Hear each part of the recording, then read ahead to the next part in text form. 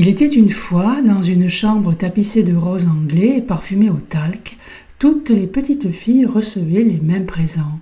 Une poupée au sourire figé, un service à thé miniature et pour les plus chanceuses un tutu qu'on disait ravissant, comme si ravir voulait dire enfermer dans des volants de tulle.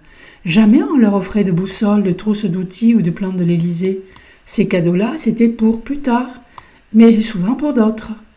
Alors, des années plus tard, on les retrouvait un peu comme elles sur la photo, perchées sur des tables de pique-nique, les jambes fuselées par des années de pliés, se demandant comment on saute du petit rat de l'opéra au président de la République. Certains affirmaient que l'art du maintien et du sourire figé préparait la diplomatie. D'autres pensaient que c'était une vieille ruse. Pendant que tu pénètres ton pas de deux, quelqu'un d'autre signe les décrets. Jusqu'au jour où l'une d'elles, vêtue d'un collant ocre et d'un tutu couleur ciel orange, en eut assez de danser pour rien. Elle descendit de sa table, traversa le jardin public et marcha droit vers les grilles de l'Élysée. Les gardes décontenancés par une ballerine réclamant une réforme constitutionnelle la laissèrent passer.